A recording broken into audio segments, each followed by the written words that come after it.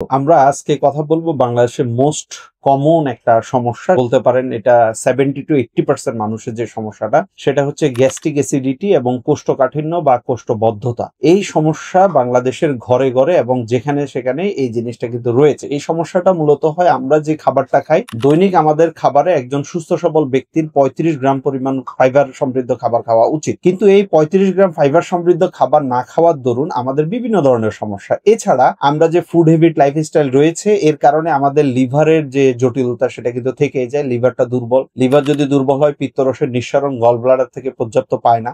পিত্তরসের নিঃসরণ যদি ভালো না হয় তাহলে কিন্তু খাবারটা সঠিকভাবে হজম হচ্ছে না। এই হজম না হওয়ার দরুন কি হচ্ছে, আমি যে খাবারটা খাচ্ছি সেই খাবারটা প্রায় 12 থেকে 24 ঘন্টা পর্যন্ত, অর্থাৎ দৈনিক যে একবার মলত্যাগ করে তার প্রায় 24 ঘন্টা ওই খাবারটা তার পেটের ভিতরে থেকে যাচ্ছে এবং সেটা দুর্গন্ধ ছড়াচ্ছে, বিভিন্ন রকমের রোগ ছড়াচ্ছে, জীবাণু ছড়াচ্ছে, বিভিন্ন রকম বিষয়। অর্থাৎ আমরা তো এটা আসলে দেখার সুযোগ থাকে না, যার কারণে আমরা যারা ফিল করে, যারা এই ভিডিও দেখে একটু ফিল করবেন যে আপনার 24 ঘন্টা আপনার খাবারটা পচন স্টাইলে আপনার বডির ভিতরে রয়ে যাচ্ছে, এটা বের করাটা অত্যন্ত জরুরি।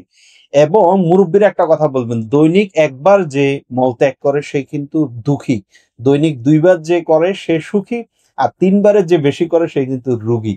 এই দৃষ্টিভঙ্গি থেকে আমরা বলতে পারি দৈনিক 2 থেকে 3বার আমাদের পেট ক্লিয়ার করে মলত্যাগ করা খুবই জরুরি। যাদের এটা হয় না তারা নিশ্চিন্তে আস্থা রাখুন আমাদের অ্যাকিউরের এই গ্যাস্ট্রোগার্ডের উপরে। দীর্ঘদিন যাবত আমাদের প্রোডাক্টটা খুবই জনপ্রিয় এবং বাংলাদেশের বিভিন্ন প্রান্তে এটার ইউজার রয়েছে এবং নিয়মিতভাবে রয়েছে। আপনারা যারা এটা এখনো সংগ্রহ করেনি, প্রতিদিন 1 থেকে 2 চা চামচ পরিমাণ 1 গ্লাস পানিতে গলিয়ে 1বার বা 2বার খাবারের আগে পরে যে কোনো সময় খেতে পারেন। খেলেই আপনার এই সমস্যা থেকে আপনি উত্তরণ পাবেন। আশা করি ভালো থাকবেন এবং এই জিনিসটা আপনার সংগ্রহে রাখুন। ধন্যবাদ সবাইকে। আসসালামু আলাইকুম।